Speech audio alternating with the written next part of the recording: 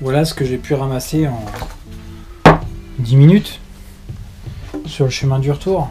Alors, je vais pas faire un inventaire hein, parce que comme vous pouvez le voir, ça parle de soi. Mais voilà, c'est triste. C'est ce qu'on trouve en se baissant pour ramasser le moindre truc.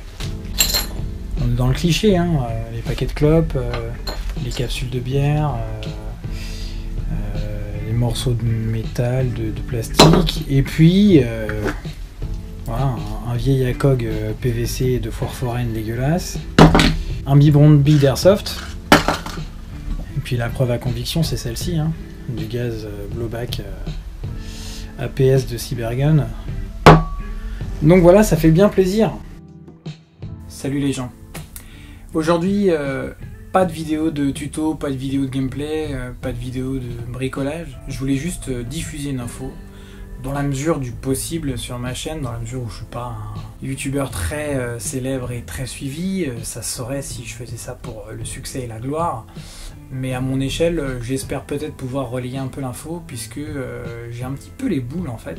J'ai posté sur le fil actualité Instagram il y a quelques jours des petites photos qui montraient que j'avais fait un tournage en forêt pour une vidéo qui va sortir là, qui est déjà peut-être sortie au moment où vous regardez cette vidéo là. Il suffit de passer la matinée en forêt en Ile-de-France pour se rendre compte que la nature est dégueulasse. Et voilà, je sais que cette vidéo va pas changer grand chose, hein, je me fais pas d'idée là-dessus, mais je me dis que si elle est un peu partagée et qu'on arrive tous un petit peu à essayer de sensibiliser autour de nous dans la mesure du possible, en touchant plus ou moins un nombre de gens conséquents, et ce sera toujours ça de prix. Ce qui m'a un peu fait fissurer, c'est que parmi les merdes que j'ai ramassées, du gaz pour GBB et des biberons de billes, et aussi des espèces d'ACOG pourris là, qui sont laissés là à l'abandon, c'est forcément un public d'airsofters.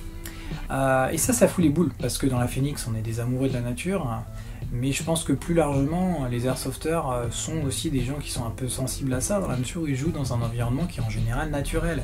Dans une forêt balisée sur un terrain assuré par des orgas, j'ai pas envie de me foutre dans l'herbe et me retrouver nez à nez avec un caca humain ou bien une vieille bouteille plastique dégueulasse, parce que voilà, j'estime que j'ai envie de jouer sur un terrain qui soit propre, nettoyé.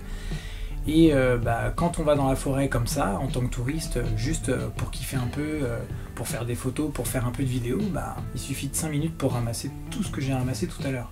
Alors comme je le disais, j'ai pas pu faire une grosse opération de ramassage, mais honnêtement c'est pas l'envie qui me manque. D'ailleurs je pense que je vais sans doute retourner dans ce coin-là, avec des sacs poubs et essayer de faire des chargements de merdasse là que j'ai trouvé dans ce coin, parce que c'est quand même assez hallucinant.